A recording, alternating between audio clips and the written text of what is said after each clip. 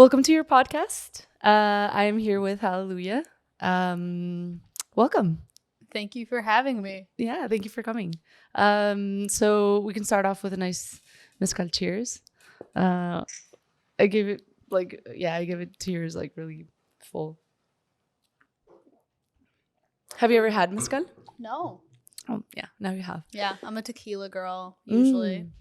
This is a lot. Yeah, it's just like it might not be for everyone. We love it, obviously. But yeah, it's like quite smoky. So I know some people don't really like the smokiness. But it's also another reason why you should just sip it and Yeah. not like I don't want to take a shot of Yeah. that. This is definitely for sipping. yeah, exactly. So it's really nice to have you here. I would like to first ask you about your newest release, which is Useless. Yes. Right? Yeah. So it just came out a few days ago. Yeah. Right? Yeah. And so how was the process on like your writing process on that song? And then, when did you decide like, okay, this single is ready? And I wanted to like people to listen to it now, since it's a song you have been playing now for a few years. Yeah. Right? So you've been already playing it live. You hadn't really recorded it. So first, how was your process? And then when was that moment you decided to actually just launch it? It's a little bit of a funny story. Okay. So Useless was something I actually we wrote and produced it at the same time about 2 years ago. So it was right before I moved away to go to school for music. I wrote it with my friend Quinn Pickering, who's also an incredible writer. After I'd put out my first EP, he approached me because we were like acquaintances, not like friends. Like you follow each other on Instagram, you have enough mutual friends. He was like, "Hey, like I like the project you put out. How about like we just work together and see what comes out of it?" And that was the first version of Useless. Essentially the same song. I think it's like a little bit longer and it didn't have the outro it did, but it kind of sat on my hard drive because I moved away to go study music. That song, like I ended up actually singing Useless in my first year final exam. Oh, nice. And I think we only like actually finished the version that's out in about August of 2022. Oh. Like, it ended up like taking a really different form. Like it was the same song, but like we changed a lot of the production. There's an outro in that song that's like very different than like the rest of the form of the song, and that came from like Quinn being like, "Yo, I had like a couple drinks with my friend. We were messing around. I was like, this would be perfect for the song." And I would circle back around and be like, "This is a lyric idea." And so because of the distance there was like with me being away from Vancouver and him being in Vancouver, it really delayed it. And in between me releasing that song and it actually being finished, I played a bunch of shows. And being like a performer, I feel like the best way to see if a song resonates with people is just playing it to people. Yeah. So we played it at a couple of shows and people really liked it. And I was like, oh, I think I have something special. I want to make sure we like give it the real treatment. Like I'm not gonna like haphazardly like just put it out and not promote it or whatever. At around that time I got approached by 604, which I signed with in the fall. And then I signed with them in the fall, and I was just like, I want to make sure I'm in Vancouver when we release this. I want to do a video. And so then it sat around for another 7 or 8 months. Oh, wow. Which I was just like, this is a special song and I really want to give it the right sharing. Like I want to make sure people actually hear it and it doesn't just stay some random weird fun song on my hard drive that I'm too afraid to let people hear. Yeah, nice. Okay, so it wasn't really like intentional or like something that, after like whatever time later it clicked. It was more like it just couldn't, like the timing wasn't necessarily the best to release it until now. And how did you so you mentioned you were going to school for music. So does this mean you're done with like school for music? Yes, Yeah. I'm officially a graduate of Selkirk College's contemporary music program in vocal performance. Oh, wow. Yes, I barely did it, but I did it. Nice. Okay. And is does this like how did you decide you wanted to go to school? Has this been always like in the back of your mind? Did you have like family around you that sort of pushed you into it, or was it something you just felt naturally drawn to? Well, my parents are immigrants, and so their big philosophy is education always comes first. And Mm. I remember being in high school and being like, I felt this like weird creeping pressure of like, I have to be a doctor or a Mm. lawyer, like get a real job. And Mhm. it took me taking this like music tech like production program in high school with Oh. like it was a really cool opportunity. Like we did music work experience instead of a regular work experience. I took that program and I was like, hey, I think music can actually be a thing I can pursue. I have this like clear memory, like sitting my mom down, like some sort of invention, like intervention, being like, Mom, Mm. I want to go to music school. Don't get mad at me. She's like, why would I get mad at you? Like, why would this be an argument? She's like, I don't care. Like, pursue what you want Oh. to do, but go to school. And it took me a while to decide where I wanted to go to school. I ended up going to Selkirk, which is in Nelson, BC, which is a little different than Mm. Vancouver. I grew up here. Mhm. But it's like a contemporary music program. And I look up to a lot of folks that went to Berkeley in the US. Oh, wow, And yeah. this is like a similar style program. It's like a sister program. So I'm just like, Mhm. cool. I can play Canadian tuition and go on a little bit of an adventure, but not Mm. too far away from Yeah, yeah, home. yeah. So, how long was the program? It was just 2 years. Okay, nice. Well, yeah, that's like it's nice solid 2 years. And then so did you have any like influence from your family to be, like musical? Were you always drawn to music? Like were you always singing since you were little? You play a lot of instruments. Yeah. So, did you first started singing and then found an instrument, or was it the other way around? Well, like the first half of that, my family isn't very musical, which I Mm-hmm. feel like surprises people. Like my dad loves listening to music and like very much like stuck music that he liked in my ears from Mm-hmm. my like early on. I loved singing super young, but like the first time in my life where I was just like I really want to learn an instrument was it was saxophone. Oh, I wow. played alto sax in like from 6th grade band till about 9th grade band, and I quit.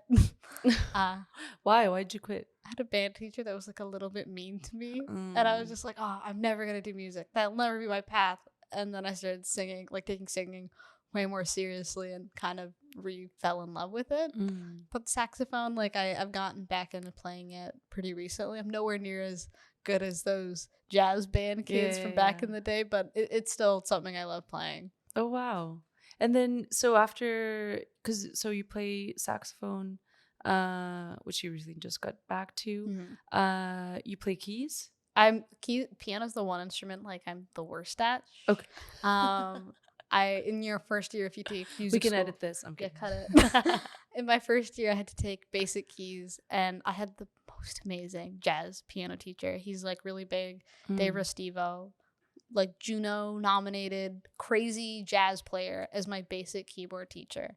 I felt so bad because they organize you on like level. They're like kids Mm. who already play piano, and I was in the class that was like, all right, guys, this is how you play one note. Like, And you're like, no, I don't know no, if I'm. Yeah, yeah, it's I just I guess. don't know. I can't play piano well.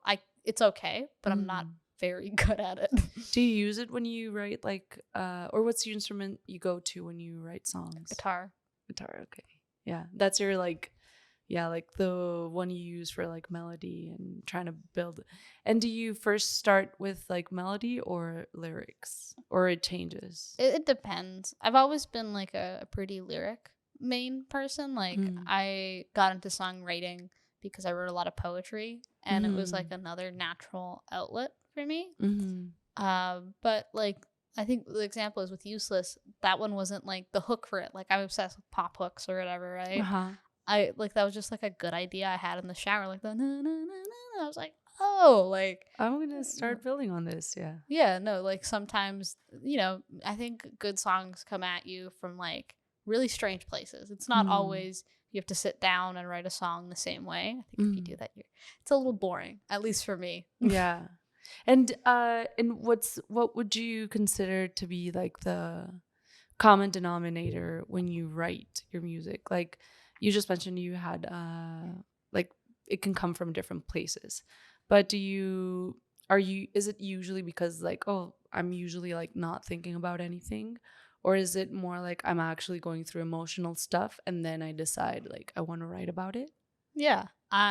Like for a lot of people, I feel like I come off super extroverted, but I feel Mm. like it's definitely because I bottle stuff in and I'm super anxious, and Okay. I'm really bad at articulating like when I'm talking. Mm. Like I could talk to you, like this is normal, but if I have an Mm. issue with somebody, it's like, oh my god, I can't figure it out, and so I Mm. feel like a lot of my songwriting comes from this point of like I have an issue with a person or a thing and I can't quite figure out a good way to directly talk to them. So let's Mm. like indirectly do it in a song.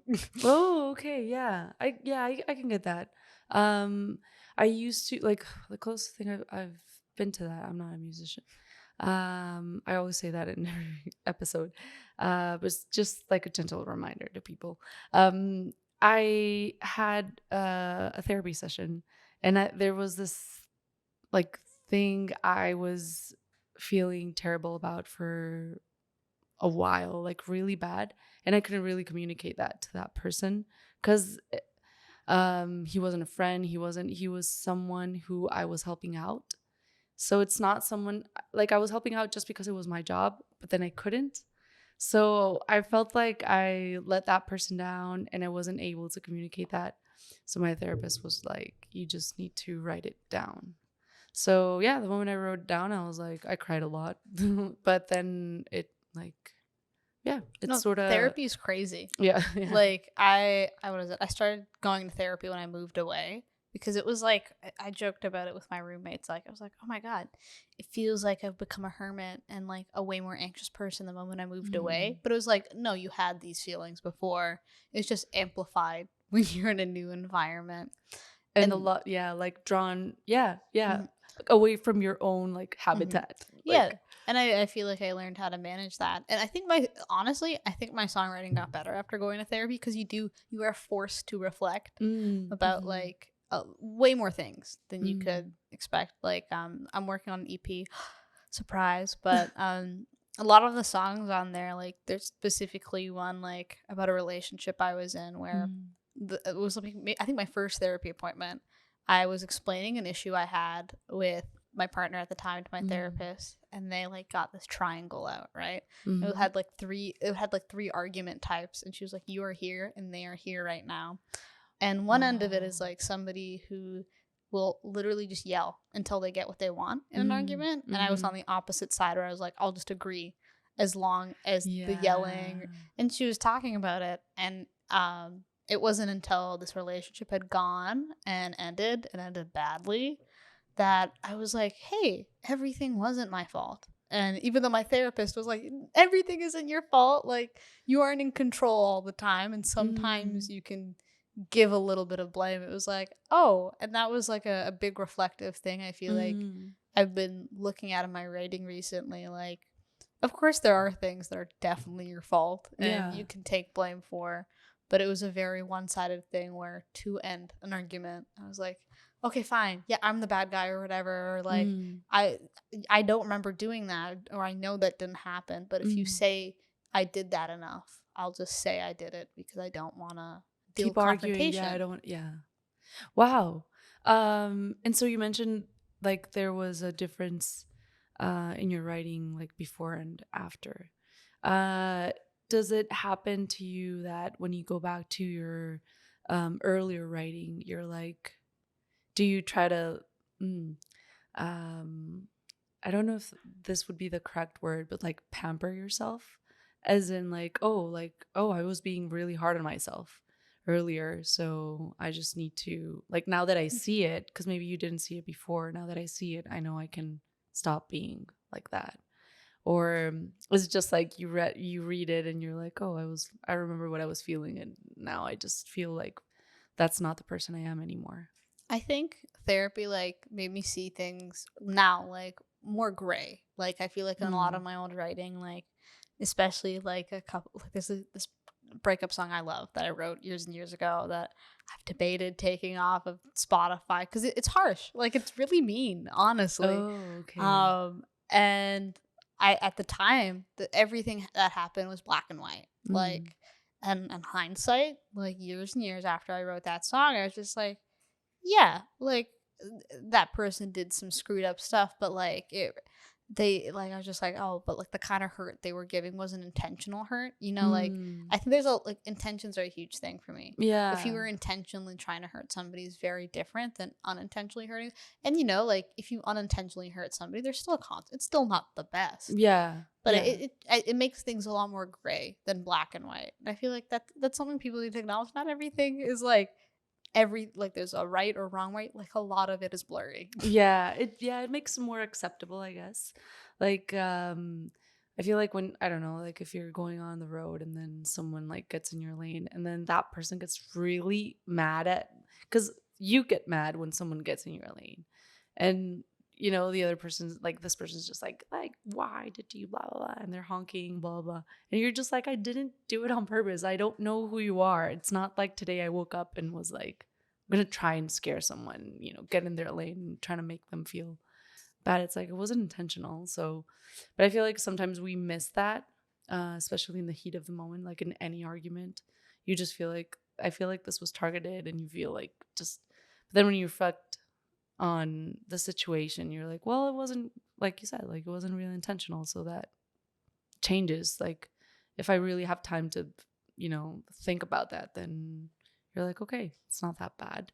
I mean, it is bad. You still did it and you scared me or you made me feel bad or whatever, but like, I get it. It wasn't like your intention to make me feel like really bad. That's totally the vibe. Like Yeah. in like everything I've been writing recently. I think it's all therapy. Like shout out to my old therapist. Like like I remember I still have a lot of issues with anxiety and I deal with it a lot in Mm. short bursts, but it was this thing like I remember I was like I felt like I was hermiting. Like I was just like I don't want to Mm. leave my room. I don't want to talk to anybody. I Mm. just want to be alone. Like in very long periods where I was like, all right, this isn't healthy. Mm. And she was like, just go outside for a walk. And I was like, oh, like there's no way that's gonna make me feel better. I can't believe she would suggest that my mood would be better if she. And then I go outside for a walk and I was like, wow, it really changed everything.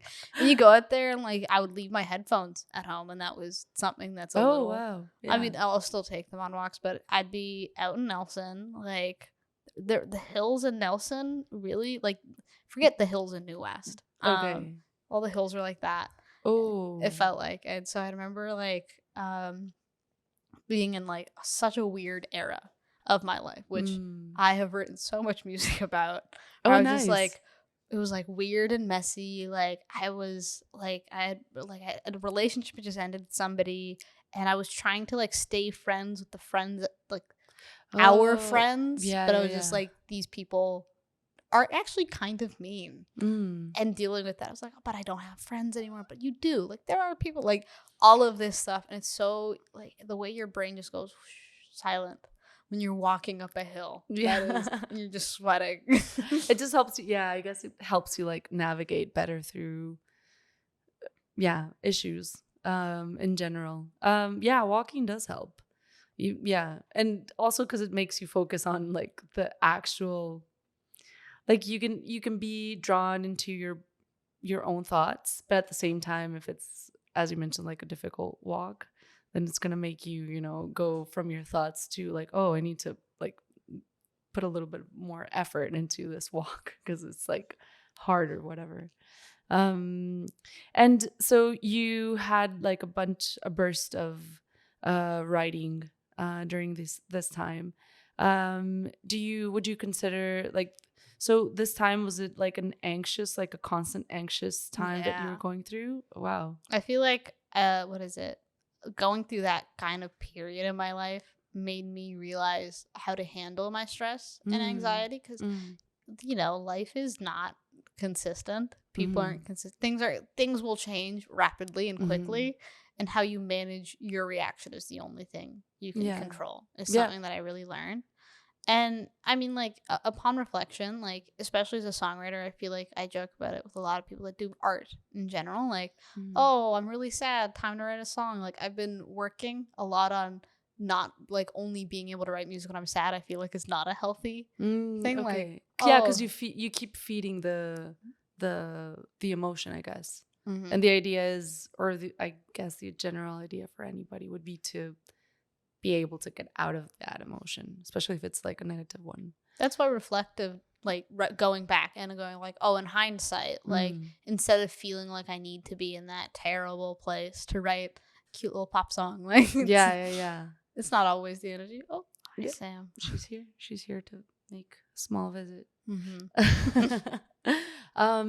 So would you consider that like anxiety was like a muse for you, or was it more like a push to make you feel like you need to get out of like that state? It was definitely a push, like to get me out of that state and to work on being a better artist, like actually work on my craft, like.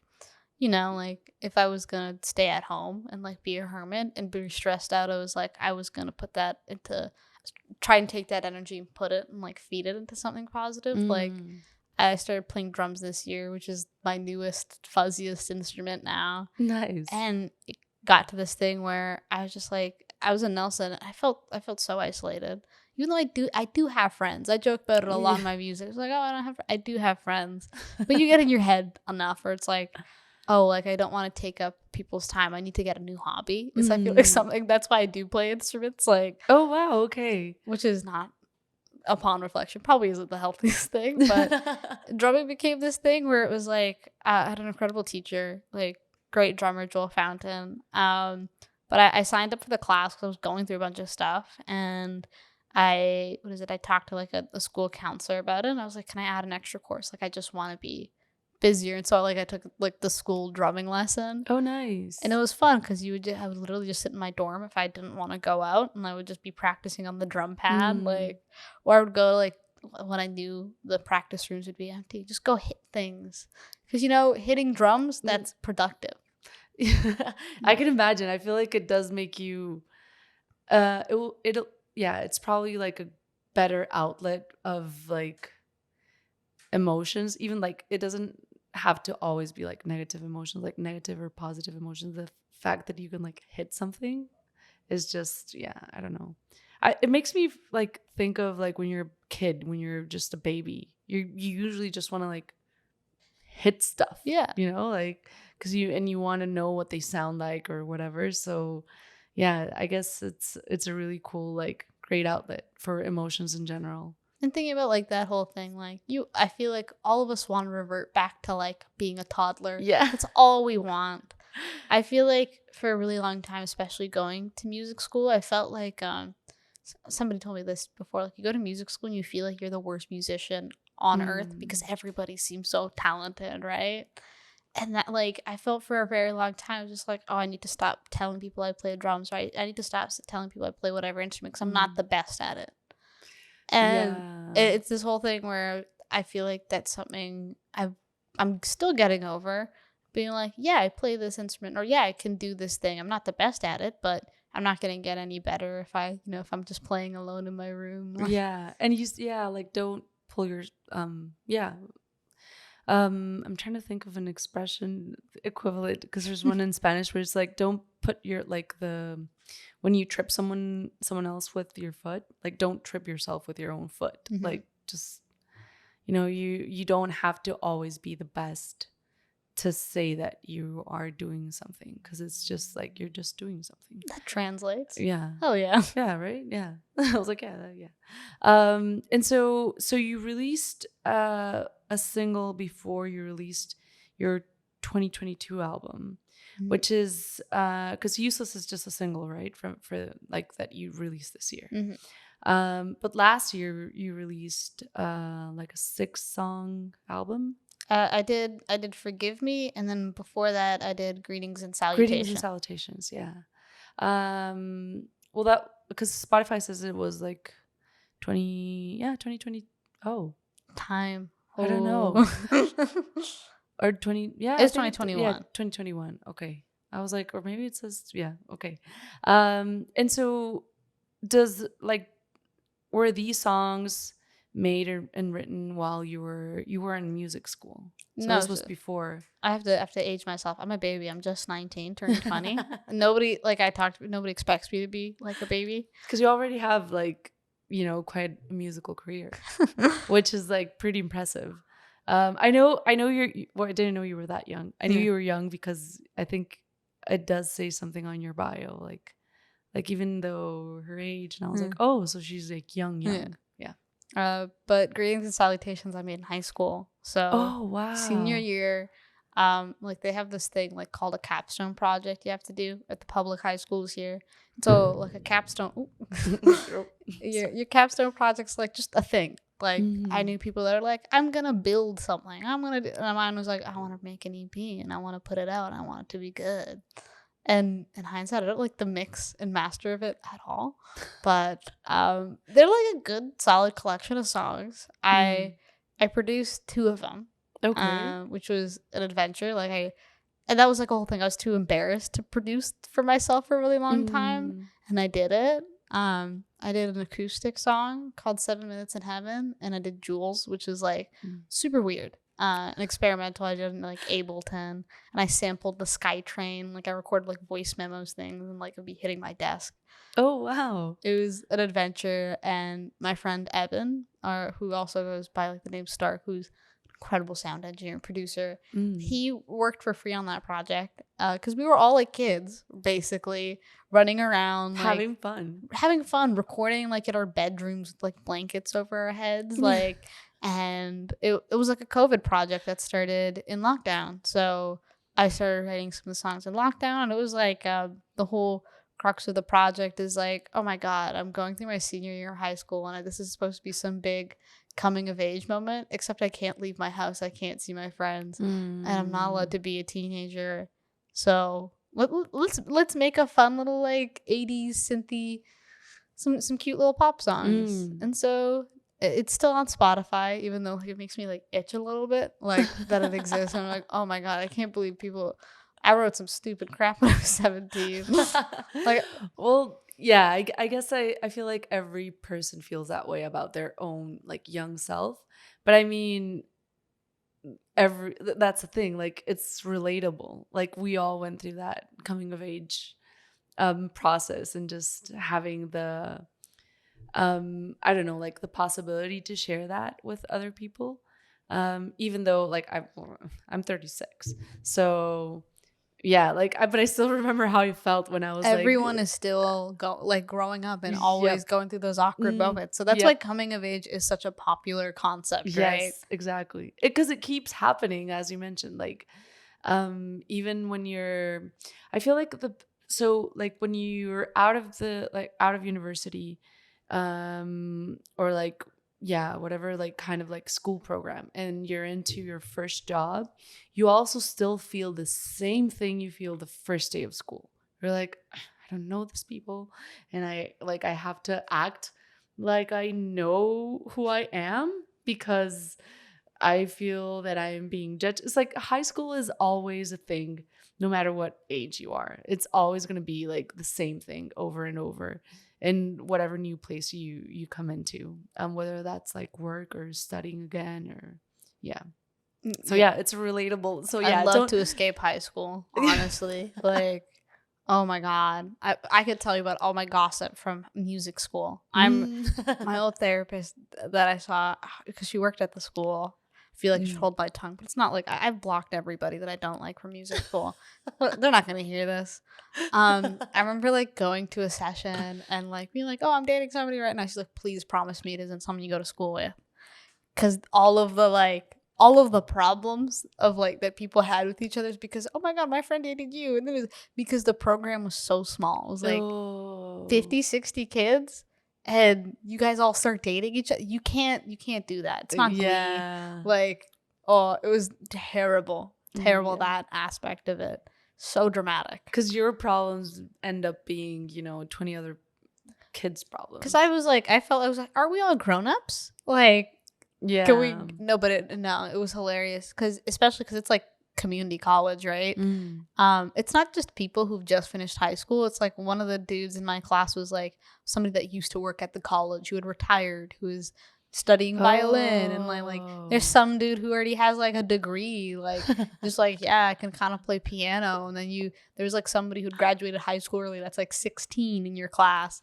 So it's just like, holy crap, like 35-year-old dude with like a kid playing bass, and you're all acting like you're 16. Like, yep. It's humbling. Yep, it is. Yeah, I can imagine. Yeah, I feel like it just coming of age just never really goes away. I don't know if it still holds true for, I don't know, 60-plus-year-old people. I feel like it probably is like the same thing. Like if I think of like my grandmother, when she's in a retirement home right now. So like That's talks just high school. she talks to me like when I've visited her, she always has this like, I don't know, like she talks about the people around her, and she's like, so that guy blah blah blah, and like that girl blah blah blah, and that guy does this, and like, but I don't, like I can do this and I can do that, and I'm really good at this, and like I don't know, she's just, yeah, it's just like, yeah, it's high school again. So I don't know if it's because she is in a retirement home. I guess it is. But yeah, it's high school all over again. So yeah, high school We'll never escape it. Oh my Yeah. God. I was a band kid in high school. When is it going to get better? I'll never escape. Yeah, no. I mean, yeah, just when you're by yourself, I guess. Like when you're all alone at home, that's when you can escape. The same way you'd escape high school, like just You go home. yeah, in your You room. hide. Yeah, put your headphones on and just be like, I don't care about anything. And my else. mom would knock and just walk in without. Oh my God. Well, that does change. No one comes in and is like asking you like, oh, do you want something to eat? You're like, No, Mom. If I'm listening to my emo music. Yeah. Leave me alone. I'm so sad. So what'd you listen to when you were like before high school? When like did you listen to only music that was introduced like from your dad, or were you already like searching your own kind of like musical style? Yeah. I mean, like, I didn't have anything like to listen to music. Like, I had CDs that my dad would maybe buy, because he would like, the funny thing when my dad, like, he listened to a lot of music, but he wasn't speaking English till we moved here, right? Like, or at least as much as he does. Yeah. And the funny story I love telling is that he was in Mosaic, which is like a program that helps like people learning English, or just like newly settled people. And one of his teachers suggested, like, you should listen to like more English music. That'll give you more vocabulary. So it was just like he'd go to the library, pick out like a couple of CDs or whatever, and just like listen to them in the living room and be like, And he listened to a lot of Queen before he spoke English, so that was like naturally a band that he liked. But the one I corely remember, like when I was super young, that I don't understand why it was like a recommendation of his teacher, was Nirvana. Who was learning any English from anything? Yeah, from Kurt Cobain's like, like exactly. I was like, and so I listened to a lot of Nirvana when I was younger, which is hilarious. I'm imagining my dad sitting there, being like, I don't know what he's saying. Yeah. But I didn't have like a like CDs or money, I guess, until I was in high school. And I remember getting an iPod Touch, and like getting like a little like iTunes gift card to put like music on it. And I can remember the first couple of records I bought. I bought The Weeknd's Beauty Behind the Madness. That was a record I bought. And I bought a Panic at the Disco record. It was one of the newer ones. Oh, wow. I was real emo. Yeah.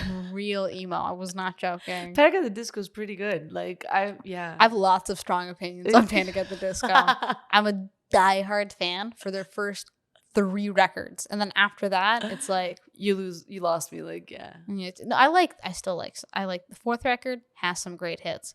5th one is the first one I bought, which is really good. 6 and 7, I was not. I aged out of the vibes. Okay, I sort of have like that. Well, I don't know. Maybe it's like the same for every artist. I have the same kind of feeling with Incubus. Like they're my favorite band, or one of my like top 3 bands ever. And like their first albums are just like amazing, and then they sort of start to lose me. It's just like, I mean, I still like them and I'm still going to sing all of the songs, but then it's just like, I just don't feel the same way. Like it just draws like different emotions from me. No, I was walking And up here. I was listening to some Fall Out Boy. I'm always Fall bringing Out Boy. I love every Fall Out Boy record that is on the record. No skips. I no, I mean, like, what is it? Their most recent record I haven't listened to, and that's so maybe there are skips. Do I you don't still know. press repeat like on? I Yeah, was okay. listening to they have a record called Folie Douce. I can't speak French. It's like it means madness of two. It's like a Yeah. psychological thing. When it came out, the fan reception was so bad. Like they were getting booed off stage. Objectively one of their best records. It was just like I feel like a lot of music fans do like, oh my god, you changed. I'm like, yeah, that's the point. Yeah. Like Yeah, that's the true. point. That's true. And they were definitely hit by that train at the time, and then they went on a break, and then they came back with the record Save Rock and Roll, which I don't know if it was very rock and roll, it's pop rock. Amazing, because they got like Elton John is on the title track with them, which I'm like, oh my god, getting Elton John on a song on your record. They had like Courtney Love on a song. Oh. 2 Chainz and Big Sean. Those are the ones I remember that were like featured on there. I'm like, this is really crazy. And it's like, yeah. Anyways, I should stop talking. I could just talk about Fall Out Boy for a good hour. Yeah, I can relate to that. I mean, I don't really listen to Fall Out Boy. But you have those bands. But yes, exactly. And I understand that feeling of just like, yeah, listening to the whole CD, to the whole like 12 track or 11 track or whatever, you know, that CD might be. I have that thing also with like other bands, like Foo Fighters is just like I just started really listening big. to the Foo Fighters. Oh my god, like I obsess over Dave Grohl and his like creative mind, and yeah, it's just insane. Grohl's crazy. Yeah, talented. he is crazy talented. But yeah, I try to, yeah, like I can totally relate to that. So yeah, we can definitely like keep talking about like our favorite bands. Do you feel like there is like, well, there's probably, you probably do, but like I would like you to say it maybe. Like what are your biggest influences in like these bands that you like? Or let me rephrase that. Like you love, you know, you have your favorite bands, but maybe their influence in your music, even though you love them the like that much, they don't really like bleed into your music that much. But then there's like other bands that you still love, but they're not like huge for you, and you feel that they bleed a lot more into your songs, like, or not really. It's like the ones that I love the most, I can totally listen to my music and feel like that's totally like Fall Out Boy, or you know. Yeah. I had a really huge emo phase whenever I first started writing music, like just me and my guitar. So I mean, like I say it a lot, like I learned how to sing through emo. Like I joke about it, the lead singer of Fall Out Boy, Patrick Stump, has like the most like sultry voice ever. And I was like listening to that whenever I first started singing, and so I was always singing like men's songs, and so I always got categorized as like an alto whenever I first started singing, even though I am a soprano. That's what I found out in music school. Like, Wow. I was like pushing my voice lower so I could sing along to some Fall Out Boy song. Yeah. So like that's something. And the lyricist of the band is the bass player, Pete Wentz. And I loved that era of like emo is in there, pop punk music where it's like really wordy and super deep or whatever. And so like a comment I get a lot when I write with other people is, oh, that's a lot of words in a line. It works, but like I wouldn't have shoved that much thought, like those many thoughts in like a phrase. And I just like that because I talk a lot and I talk quickly, and I'm like, that's how I'm gonna write. Okay, yeah. It translates that way. There's plenty of other artists, like I love Frank Ocean with my heart and soul. Everything that person has done, amazing. The production is super cool. Like it's something like what is it? Like I really appreciate people that make albums for like the sake of making an album and not just like throwing together a bunch of songs and packaging them together. Like you can Yeah. listen to the record beginning to end and it feels like, oh, this is a cohesive project. Yeah. And Frank Ocean, like he hasn't put out, sorry, excuse It's me. okay.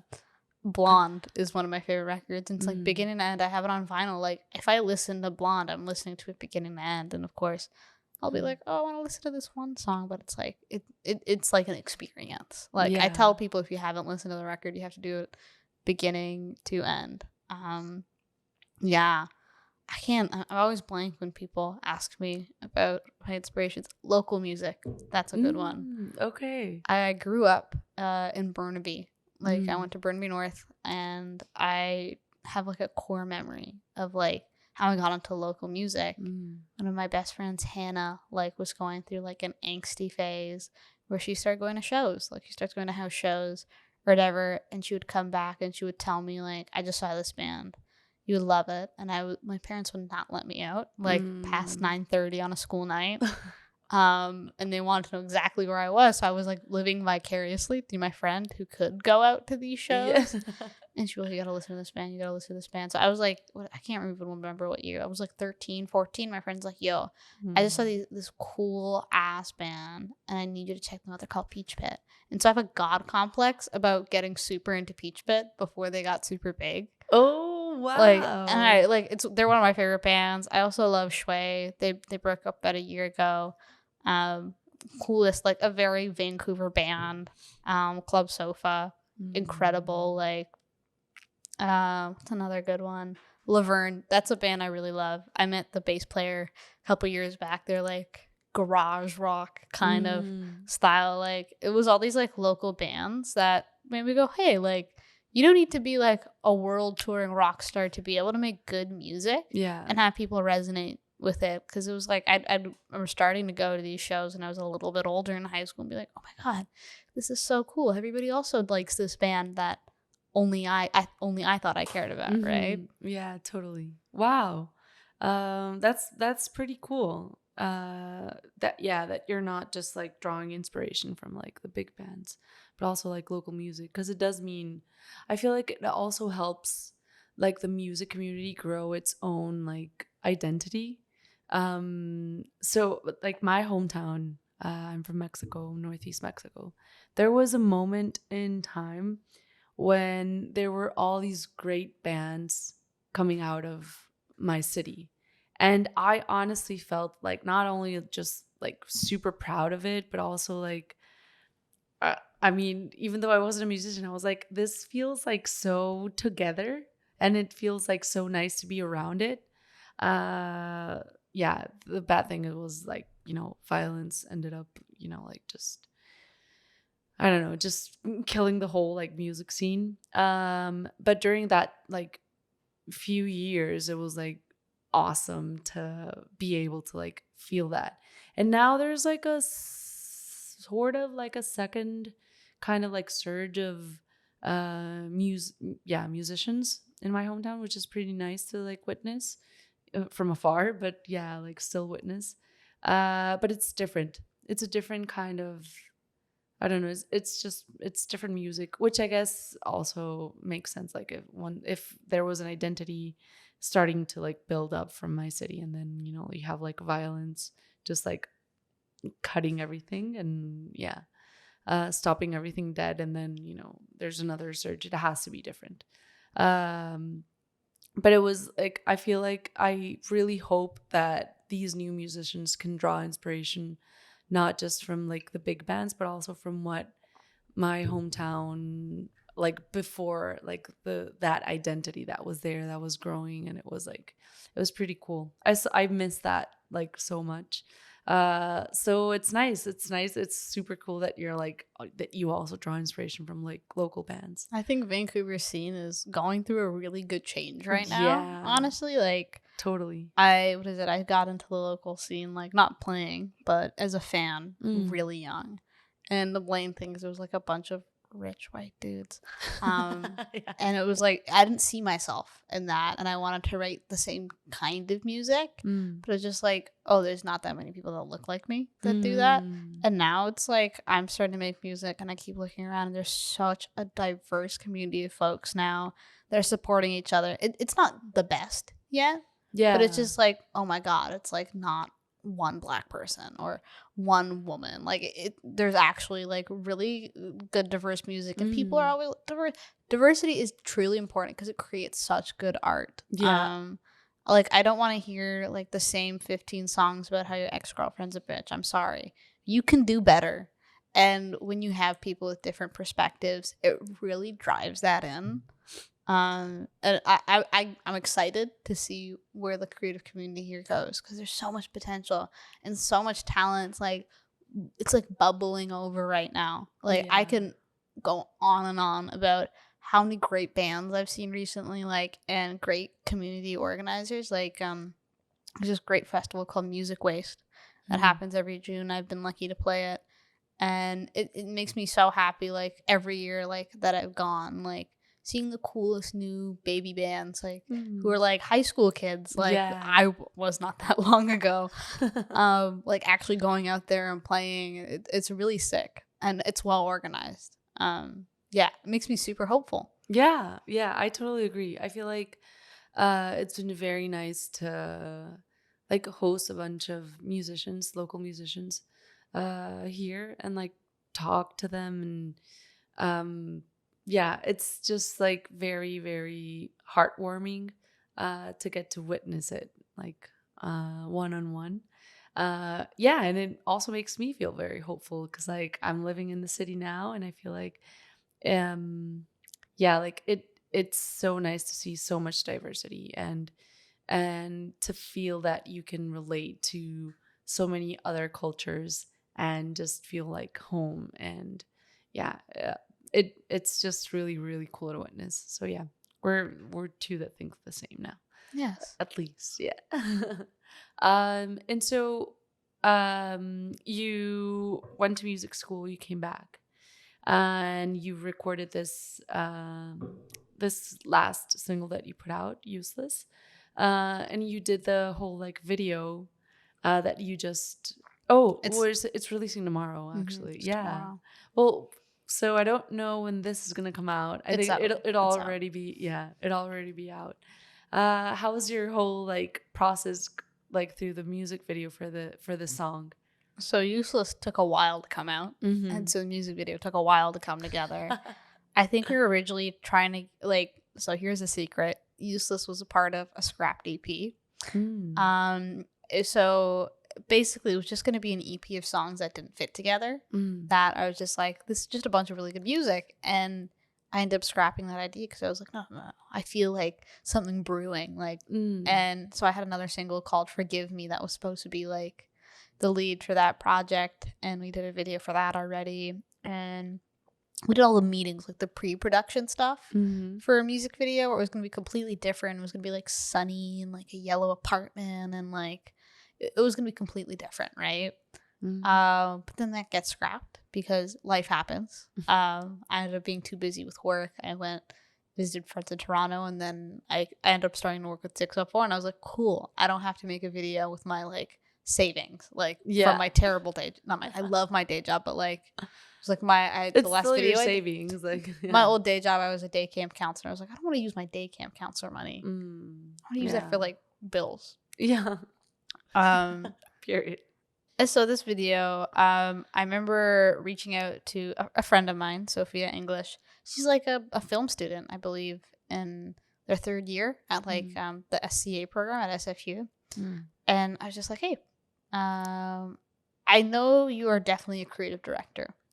I don't think they directed anything, like a whole project, but they were really good at concepts and visual ideas. Mm. It's like, I know you've never directed anything, and this might be a little much, but I just But signed the 604, and I have money to make something now. Like, I actually have a little bit of money, and I want to hire you. Like, would you, like, want to organize that? And they jumped at the opportunity. nice. We, like, hopped in Zoom calls while I was still in Nelson, so, like, it was, like, November. or something like that, like midterms and finals. And the idea for the music video came out. So the whole thing is they're like, I have a friend that makes paper mache heads. That is what we're starting with. And when I play with my band, we call my band the Fake Friends. Yeah. Okay. And so that kind of tied in. She's like, so these people are going to be your fake friends and they're going to be pointing and laughing at you or whatever. Like, and it became this whole thing. And we filmed it out in February. If you look at the video, I am a different hair color and hair length. Yeah. Because it was filmed in February. You look older also with longer hair. Yeah. I don't know. I like having my slightly shorter hair. But I definitely look more emo because I have the thick eyeliner. We fake bleached my eyebrows because I don't want to commit to bleaching my eyebrows.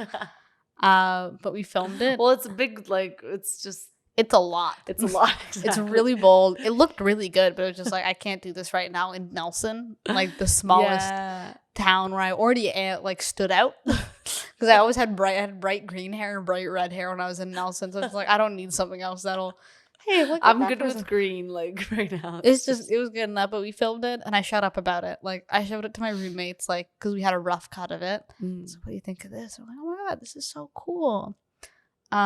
We filmed it in a day, which it was a packed day. Like, we started at, like, 6, 7, and went to, like, 10, 11. But we did it in a day, and I had an amazing team with me. And it was so, so, so much fun. Like, being able to work with my friends.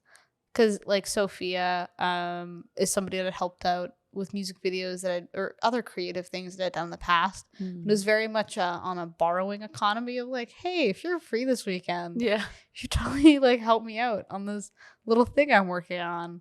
So it made me really happy to be able to, like, pay someone to do something. I'm just like, I actually have money, and you've been such a great creative in the past when we had no money.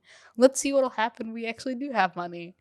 I'm incredibly proud of it. Like, I mean, all I did was, like, stand there and look pretty, honestly. It looks really good. Like, I mean, I haven't seen the whole video, obviously, but I saw a sneak, like the preview. It looks really good. It looks really, really good. So, yeah, I feel like you can sort of get that sense when you see something is, like, well, like put together. Like, it just sort of reflects that, like, oh, this is like a whole thing. It's like, it looks very, like, complete. It doesn't look messy. It doesn't look like forced or just like, or boring, it just looks like nice. Yeah, and like the song and the video go together, which is like a thing I'm a super visual person. I have like synesthesia. So songs are colors for me. Like, I was like, I'm like a whole thing. I'm just like, if this doesn't go with what I see in my head, I'll feel like a little weird about it. But like, I'm so vague. I'm the worst at describing things. Like, I was sitting in like a Zoom call with like Sophia. I'm like, I think we need more green in this bit, in this slide. Because she had like a slideshow of like, like, this isn't right. We need to fix this thing. And it was very vague, but she dealt with it. Like, I was just like, oh, I don't know. I don't want to dance in this. You're dancing in this scene. Incredible team. And I remember showing the video to Quinn, who produced and wrote it with me. He was like, whoa, this is really cool. And he said, it was like, hey, like, I've made music videos. And it's something I've been thinking about because I, like, in the last little while with the song, I'm not used to being, like, praised, but it's like, okay, like, I've worked hard, like, I need to just take the compliment now. Yeah, exactly. Which is also, I guess, sometimes it might be hard, especially if you're like an anxious person. It might be like, no, just stop, like, don't. But it is important to be able to also, like, learn how to take the compliment. Like, you don't have to do anything, just just take it. Yeah, thank you. Yeah, thank you so much for enjoying this. Yeah, exactly. Because I put it out so other people could enjoy it. Yeah, exactly. Like, it fulfilled its purpose. So yeah. Wow. So have you met any other people who are also like synesthesiac? I talked about this with, like, when I was in Nelson, I lived with other musicians. And we talked about, like, even if it's not like synesthesia, I feel like a lot of songwriters are just super visual or whatever, right? And so I know one of my roommates was like, yeah, definitely what you're talking about. I experienced that a lot with music. But it became this funny thing where we were all talking about like how visual we are and how we see like these clear pictures or clear colors in our heads. One of my roommates was like, I actually can't, like, I don't have an inner voice, that's like actually Oh. super rare. Like I read about it, like, but she was like, yeah, I don't have an inner voice in my head. And it's like super It just because my inner comes out. monologue is so loud. Yeah. It's like yelling all the time or don't do that. Like, and so like it was like a super, like it was the opposite perspective where I'm like, there's so much in here that I'm working hard to put out. Yeah. And she was like, I literally have no choice. Like it just all comes out. So I'm like, oh, that sounds so easy. Yeah. And also it might be quite like challenging at the same time because you're like, oh, I'm not, like, now that it's out there and I'm not sure that I feel comfortable with it being out there. So, but I guess it also makes you like confront yourself more often because you're like, oh, I didn't feel like it being out there, but now that it's out there, I guess I just have to deal with it now. So I don't know. My inner monologue is also like very loud. I don't know if always, I just in general have a very, or maybe not loud, just like it's just always there. It's always talking. I wish It's it always turned like, off. Like, yeah, I'm like, can you just, the only time when like my inner monologue really like just dials down so much to a very like robotic kind of, it's not even a monologue anymore. It's just like robotic instructions is when I'm doing sports. Because it's just like, I don't know, like I have to focus on the task that I'm doing at that moment. So if it's like kick the ball, and it's just like kick the ball, and it just becomes like, it sort of even stops being words. It's just like like thinking about the action, I guess. So yeah, it's the only time I'm a very like, I like to do a lot of sports, so it's the only time when it actually dials down a lot. Other than that, I'm just all the time having inner conversations the whole time, which is so. I think we need to normalize talking to ourselves. Yeah. 'Cause I was talking to somebody, but I'll be like sitting around and being like practicing a conversation like out loud. I'm like, oh, this is crazy. But you know, it is not that strange. It's not that strange. But being visual or whatever, like I keep trying to like, I started watercoloring again, which is like a fun activity, being like, oh, what do I see in my head when I'm listening to this or working on this? But on the whole, like receiving compliments, I had a conversation with Quinn, who's co-writing a lot of the stuff for my project right now. It's this thing I've felt since Useless has come out, where I'm just like, people like this song. Oh my God, wait till they hear what I'm working on right now. Because it's always like, you're just trying to make the better version. Yeah. Or like make better music. And like all the stuff that I'm working on that's still being worked and like finished right now, I'm like, it's already a million times better than what everybody's heard right now. All those like, ooh, that was a good one. Like Useless is like a song, I don't know if I've talked about it, like story about writing it was I got really frustrated because I was friends with a man who was also a musician, and I got put into like a pretty uncomfortable place where they're like, hey, like you should go out with me or like be in a relationship with me. I'm like, that's not how I feel about like, this working relationship. And then it turned like super sour where he was just like, well, if you don't want to work with me, like he held no power. It was like, no, but it was just like a peer of mine. He was also a musician and made like some comments about like, you know, if you're not going to work with me, like nobody's going to work with me. And I was just like, oh my God. And said something along the lines like, you won't do any music if I'm not there, because I've been supporting you so much like through your songwriting journey. And like the song kind of came from this point where it's just like, oh my God, like so many, like there's going to be a lot of people in this creative path that do not have good intentions for you. Yeah. It's like useless friends, and that's kind of where the words came from. Where it's just like, oh my God, like and that's how I feel like I ended up like, oh my God, like this freaking dude is so annoying or whatever. Like seriously, how do you think that my identity as a musician is gonna depend on you? Like how? And it became this thing where it's just like, I joke about like it's about your terrible friends that you make in Vancouver that are late to everything and are always broke, but they can buy whatever fancy new thing. But it came from that place of like, feeling like belittled as a woman and as a creative. It was kind of where it originally came from. I was like, I felt so crappy about it. And it's not reflective. It's me being pissed off, which rightfully, I'm still pissed off about. I mean, yeah, you're telling me about it, and I'm like, who is this guy? Like, what is No one he? that matters Yeah, anymore. exactly. Yeah, yeah. I Because don't if you even want to think, know. no, if you think with that mindset, like, of like other people, like, my value comes in like other people, or like, Yeah, I need to belittle other people to feel good, yeah. or I need to like entrap. Like, you're not going anywhere. You need to focus. I got so into it. You need to focus on your art and yourself instead of focusing like on What my art is and this isn't girl won't because go out it, with yeah, me. Like, that's where exactly. it's like, dude, go That's just touch some sad. grass. Like, That's just sad. Yeah, whatever. Like, go away. and it came from that. I remember, like, I was writing it with Quinn. He's like, "Who pissed you off?" Like, and like working on like the newer stuff that we've been doing. It's definitely like a little bit more of a mature, reflective tone. But I was just like, I think I needed to be like pissed off. Yeah, yeah, yeah. That in that moment, and I'm happy that people resonate with it. And I'm like, yeah, you should be angry that you're not being given the respect that you Yeah. need. Yeah. I feel like that's the crux of that. Yeah, yeah, that's true. Wow. That is a cool backstory for that. Yeah. Yeah, that dude not irrelevant. Irrelevant now. Yeah. We should, yeah, let's change topic. Let's, yeah, change subject. Okay, so I'm just mad now. Yeah, which is cool because that means it's relatable. Yeah. And so what's next after this? You're gonna, yeah, like Useless needs to be like fully out there with this whole music video. You're still writing songs.